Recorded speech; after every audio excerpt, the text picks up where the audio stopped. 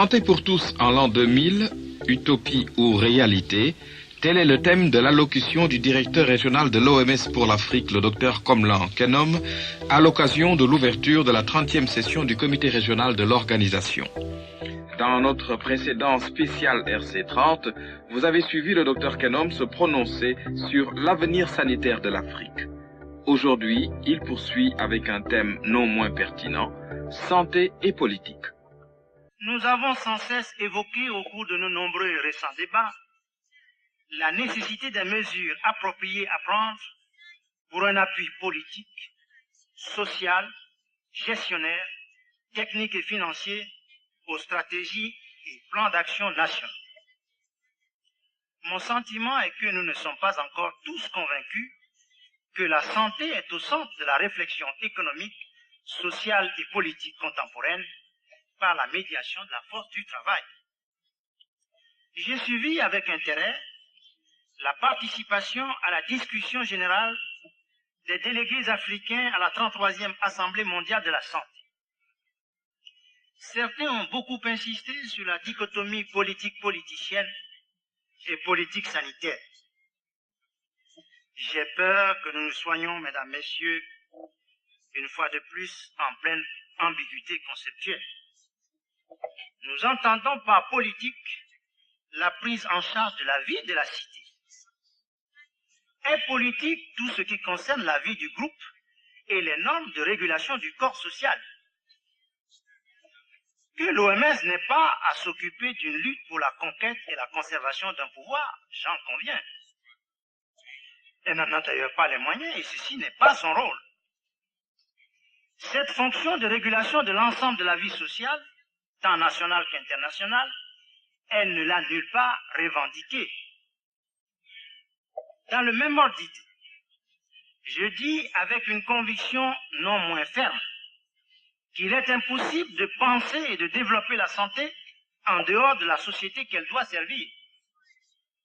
Dès lors que la santé s'ouvre sur le champ réflexif des phénomènes sociaux, cette ouverture ne fait que confirmer la nature politique de la santé qui fait d'elle un carrefour d'axes de connaissances et de pratiques sociales qui puisent leur raison d'être dans leur rapport avec la vie de la communauté.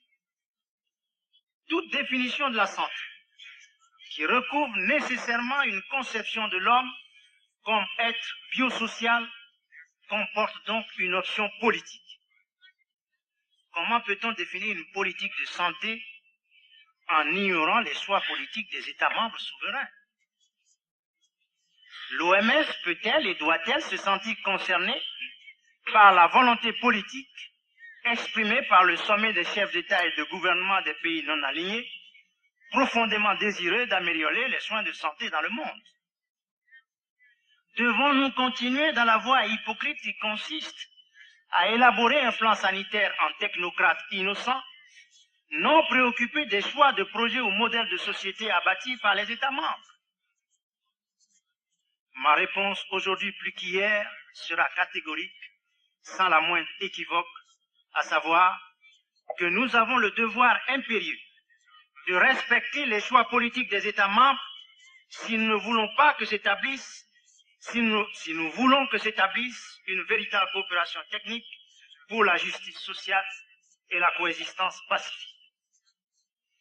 L'apolitisme dont certains voudraient se réclamer n'est qu'un vain ornement dont on sait bien ce qu'il recouvre. Les vrais politologues sont les apolitiques. Toute société possède bel et bien son idéologie, que celle-ci soit implicite ou explicite.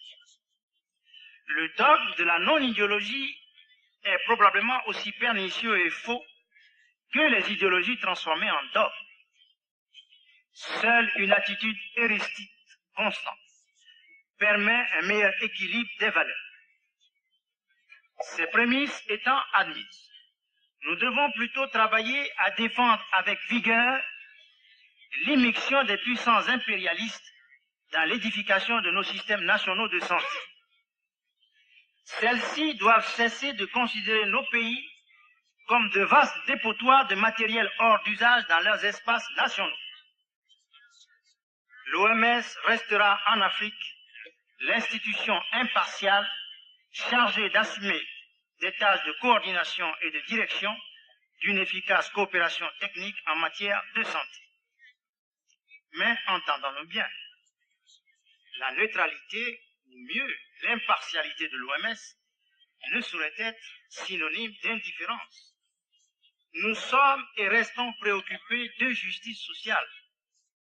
Au nom de celle-ci, le Bureau régional de l'OMS pour l'Afrique doit continuer à apporter sa précieuse contribution à l'instauration d'un nouvel ordre international, qu'il soit politique, social, économique, sanitaire et culturel.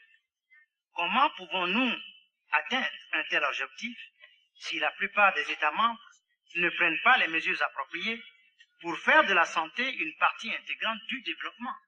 Dans notre prochain spécial RC30, le Dr Komlan Kenom, directeur régional de l'OMS pour l'Afrique, vous entretiendra du thème suivant, santé comme partie intégrante du développement socio-économique.